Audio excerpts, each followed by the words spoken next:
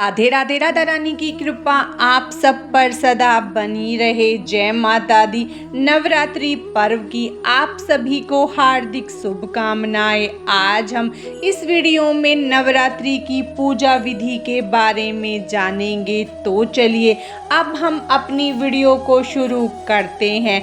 नवरात्रि के दिन ब्रह्म मुहूर्त में उठकर स्नान आदि से निवृत्त होकर चौकी की स्थापना ब्रह्म मुहूर्त में करें। उससे पहले अपने घर के मेन गेट पर बंदरवार बांधे और देहरी का पूजन करे। द्वार के दोनों तरफ स्वास्तिक का चिन्ह बना ले। अगर आपके मंदिर में जगह है तो आप मंदिर में पूजा करें। अगर मंदिर में जगह नहीं है तो अलग से चौकी लगाकर पूजन करें। अब सबसे पहले जहाँ पर आपको पूजा करनी है उस स्थान को आप अच्छे से साफ करें और वहाँ पर पहले गंगा जल छिड़क ले।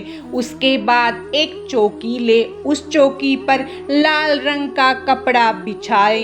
बाद अक्षत या पुष्प का आसन देकर माता रानी की तस्वीर या मूर्ति को चौकी पर स्थापित करें। उसके बाद गेहूं या अक्षत लेकर माता रानी के सीधे हाथ की तरफ और हमारे उल्टे हाथ की तरफ चौकी पर अष्टदल कमल का निर्माण कर लेंगे। अब मिट्टी, पीतल या तांबे का कलश लेकर उस पर रोली से स्वास्तिक बना ले और उस पर कलावा बांधे। अब कलश में पहले थोड़ा सा गंगा जल डालेंगे, फिर उसे शुद्ध जल से कंठ तक भरेंगे। फिर इसके अंदर एक हल्दी की गांठ, एक सुपारी, 2 इलायची, 2 लौंग और 1 का सिक्का डालकर इसे हम अष्टदल कमल पर रखेंगे। कलश को अच्छे से अष्टदल कमल पर रखें क्योंकि इसे 9 दिन तक हमें हिलाना नहीं है। अब आम या अशोक के 5 पल्लव लेकर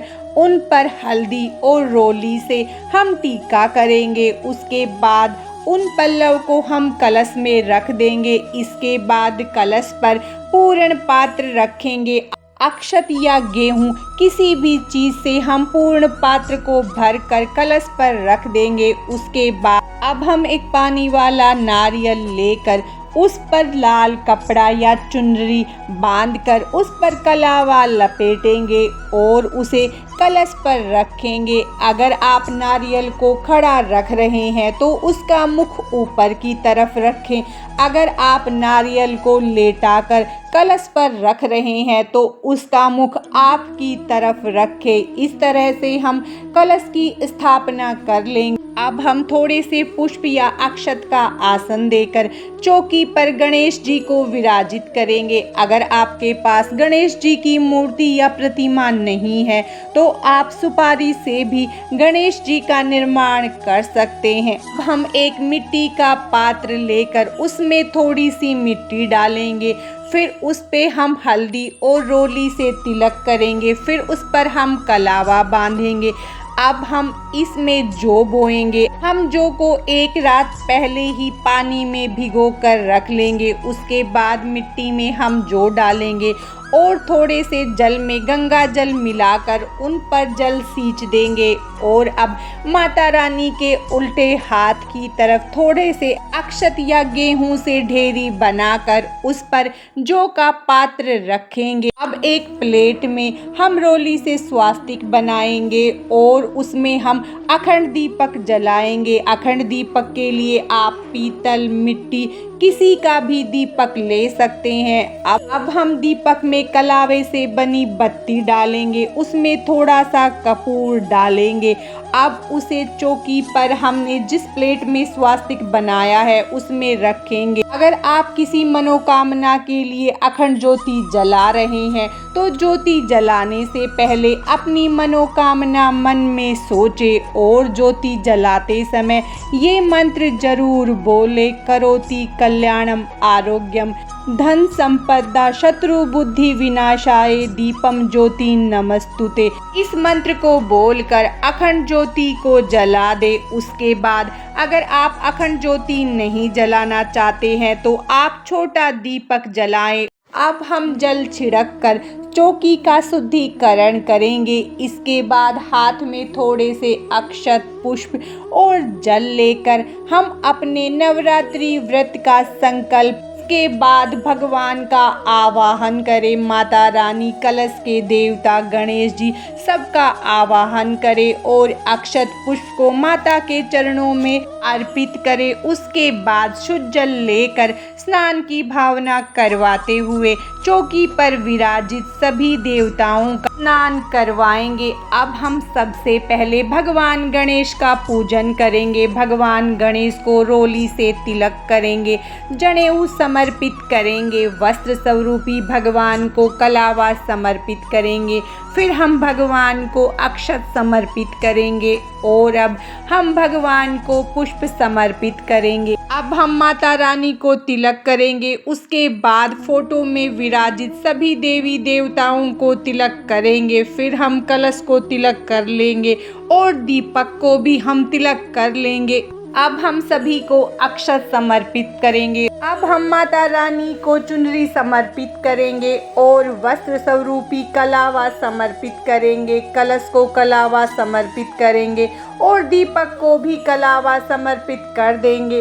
उसके बाद हम सभी को पुष्प समर्पित करेंगे। अगर आपको लाल रंग के पुष्प मिल जाते हैं तो नवरात्रि में माता रानी को हर रोज लाल पुष्प समर्पित करें। फिर माता रानी को पतासे का भोग लगाएं। आप पतासे, पंचमेवा, मिश्री जो भी आपके पास हो उसका भोग समर्पित करें। उसके बाद हम कोई भी ऋतुफल भोग में समर्पित करेंगे। माता रानी को अब हम श्रृंगार का सामान समर्पित करेंगे। आप श्रृंगार का सामान या तो पहले नवरात्रि के दिन करें या अष्टमी के दिन भी माता रानी को श्रृंगार का सामान समर्पित कर सकते हैं। उसके बाद हम माता रानी को पतासे, लौंग और इलायची का भोग समर्पित करेंगे। अगर आपको पान का पत्ता मिल जाता है तो ये भोग माता रानी को पान के पत्ते पर रखकर हर रोज समर्पित करें।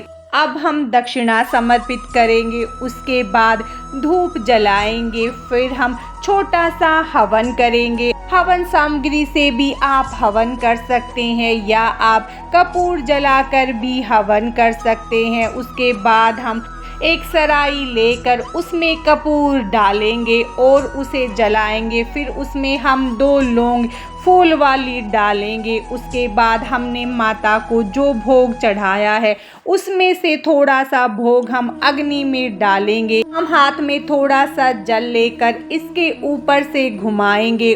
अब हम कपूर से या दीपक से माता रानी की आरती करेंगे। अगर आप दुर्गा सप्तशती का पाठ कर रहे हैं तो पहले अपना दुर्गा सप्तशती का पाठ करें, दुर्गा चालीसा का पाठ करें। उसके बाद कपूर या दीपक से पहले भगवान गणेश की आरती करें। उसके बाद माता रानी की आरती करें। इसके बाद हाथ में थोड़ा सा जल लेकर हम चौकी पर से 3 बार घुमाएंगे। फिर हाथ जोड़कर माता रानी से पूजा में हुई गलतियों के लिए क्षमा याचना करें और माता रानी से हमेशा सुख समृद्धि घर में बनाए रखने की प्रार्थना करें। ये हमारी प्रथम नवरात्रि की घट स्थापना की संपूर्ण पूजा विधि है। अब हम कलश और अखंड दीपक और ज्वारों को बिल्कुल नहीं हिलाएंगे और सुबह शाम इसी प्रकार पूजा करेंगे। जो हम सुबह पुष्प समर्पित करेंगे शाम को उनको हम हटा लेंगे और हम जो भोग प्रसाद माता को समर्पित करेंगे उन्हें हम सब में बांट देंगे। अगर आप अखंड ज्योति घी से जला रहे हैं तो उसे माता की दाईं तरफ रखें। अगर तेल से अखंड ज्योति जला रहे हैं तो उसे माता के बाईं तरफ रखें। आज की इस वीडियो में बस इतना ही। माता रानी की कृपा आप सब पर सदा बनी रहे। राधे राधे।